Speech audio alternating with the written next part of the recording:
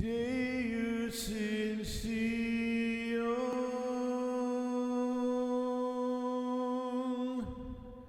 nomini Domini.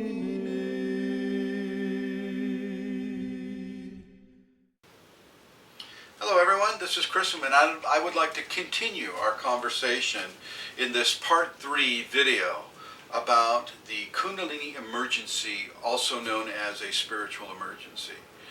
Once again, I want to reiterate that Kundalini is not quantifiable. There are some measurement areas, such as in the quality and quantity of certain phenomena associated with it, but by and large, from a mechanical scientific viewpoint, it is not quantifiable, i.e. it cannot be measured. Okay, not enough research has been or is going to go into the Kundalini for this to occur. So look at it from a point of view of a spiritual, mystical event.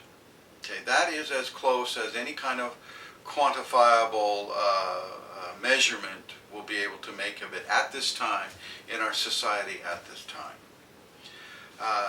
The person having Kundalini will often go into spontaneous movements. These movements are called kriyas. These kriyas will force them into various permutations of movements, of shaking or rocking or twisting, that they will have no control over. They will have no control over this. Okay? Understand this and know this and realize that they are indeed inside of a spiritual experience that is moving them, literally moving them from the inside out.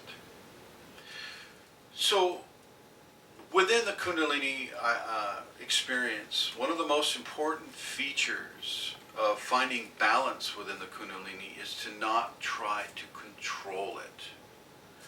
One of the most important things a person can do is to surrender to the Kundalini. Yeah, I know this is not the easy way. This is not something that people are most familiar with doing. Typically we surrender that which is seemingly hurtful to us or causing us to do things that are strange or unacceptable to society.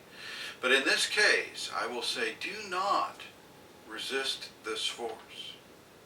It is extremely powerful, and as you can see and understand by the level of movement that is initiated upon a person, the kriyas, or the level of telepathy, picking up other people's thoughts, or seeing spiritual entities, or seeing visions.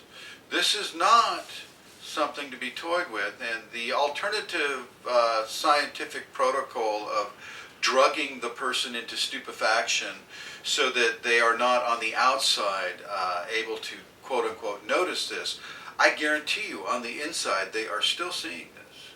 They are still having it happen. Okay? So surrender to this process. This is a process.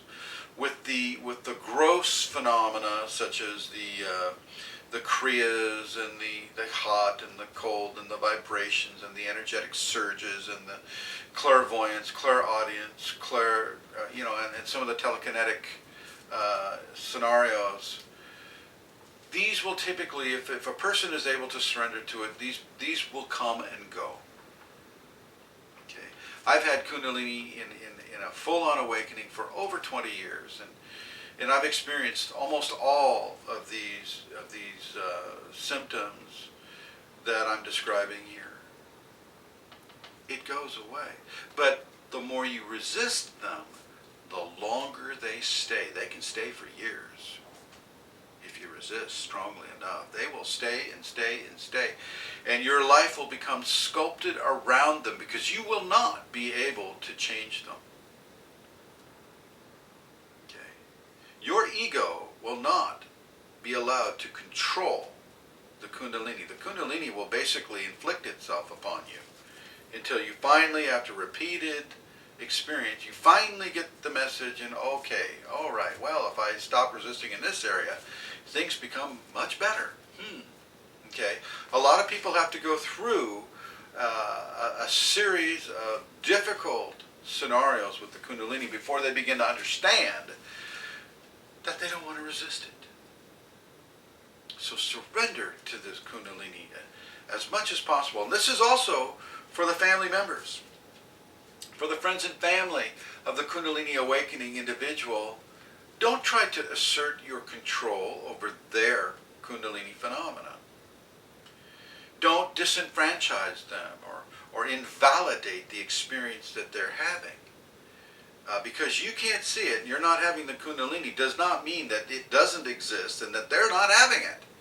They are for sure having it. Whether or not you can see it or sense it or not.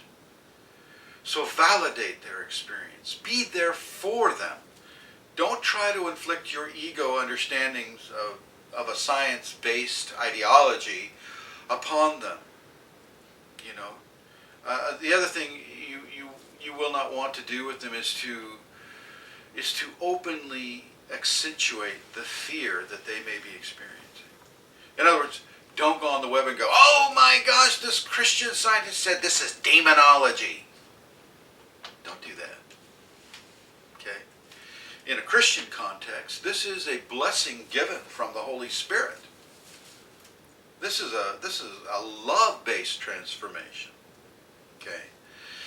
But a lot of sites on the internet are controlled and fueled through a certain level of fear. And I'm going to suggest that you do nothing to make the person afraid, because once again, the Kundalini will amplify fear.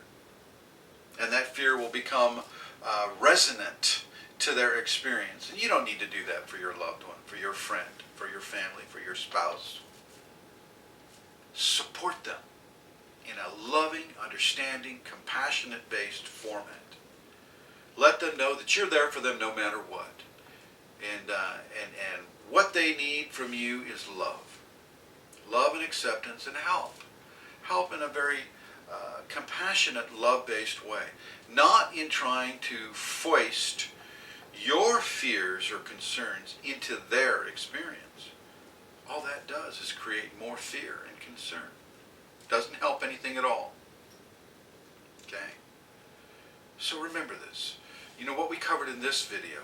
Surrender to the Kundalini. Don't try to control it.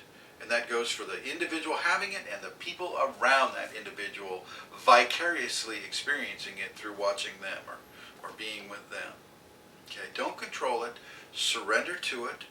This is a natural process for the human body. The human body is wired to have Kundalini. It knows exactly what to do. Don't be afraid and don't put your fear into their Kundalini awakening experience. Just as a repeat.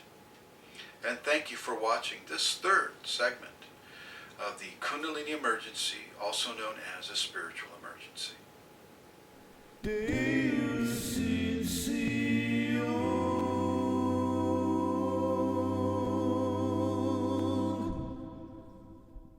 in